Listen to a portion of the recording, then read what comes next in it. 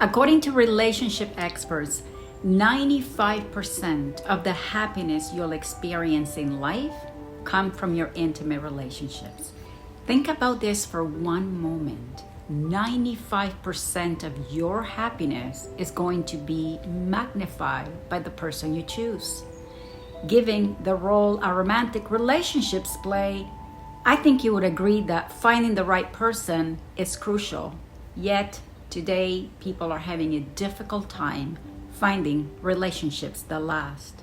I should have seen it coming. She changed. He changed. This is not the person that I fell in love with. Or you constantly hear, why is it that I feel that I'm always failing at love? Do any of these phrases sound familiar to you? Finding love has supposedly become easier due to technology.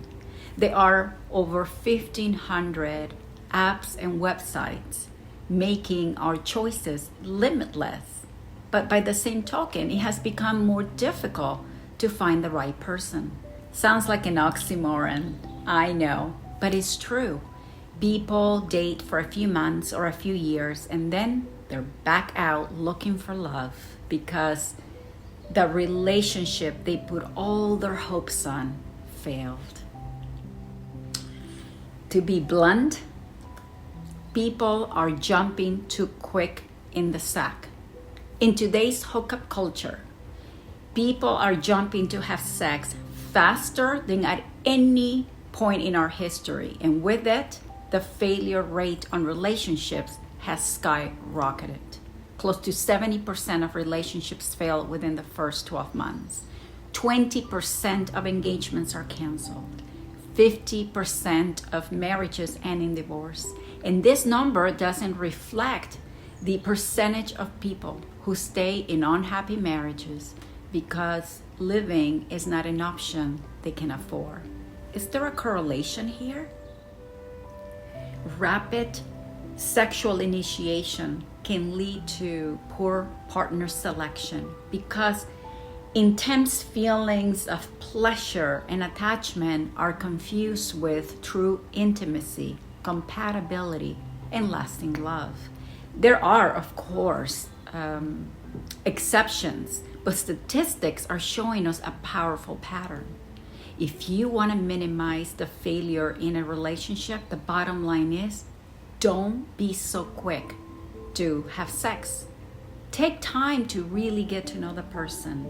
Sex is a wonderful aspect of relationships, but when it is done too soon, it blurs your ability to objectively analyze the person, and it causes you to ignore or minimize deep incompatibilities and the red flags. So, when it comes to having sex with a new partner, what should you do? When you wait to have sex, it gives you more time and opportunity to prioritize communication, talk more, share more, get to know the person's character and real intentions before you get the gratification of sex confuse your senses of lust and attachment for love. First, find out who they are and what they really want out of their relationship in life. Don't you want to know their views on marriage, family, children, sexual expectations? Share responsibilities, dreams, aspirations, finances.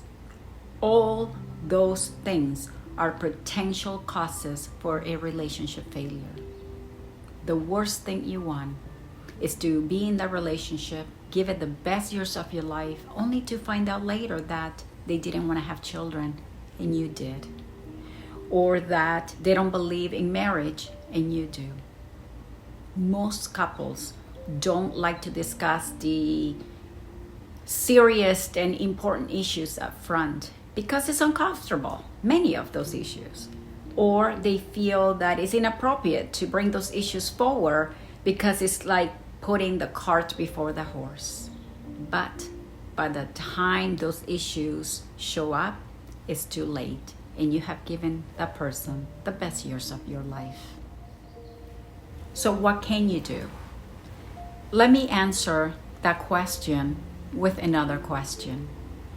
Why are you wasting precious time falling in love, becoming attached, and not even know if that person is in alignment with what you want for your life?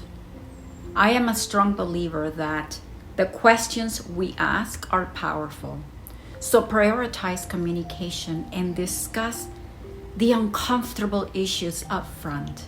Below the link of this video, I share a list of fundamental questions that you can use on your many dates to get to know one another at the core. Get to know the real person, not just the best version of themselves that they show you at the beginning, but the real person that you're going to meet 5, 10 years down the road. If it is commitment that you are looking for, it will become apparent very quickly. When you wait to have sex, it will weed out those who are not interested in long-term commitment, despite what they tell you. To get sex, people will tell you what you want to hear. But those who seriously like you, other than for sex, will wait. Those who are only interested in sex will make excuses and disappear. A worthy partner will respect your wishes and come up with a compromise, a time frame, and a level of commitment that you're both comfortable with.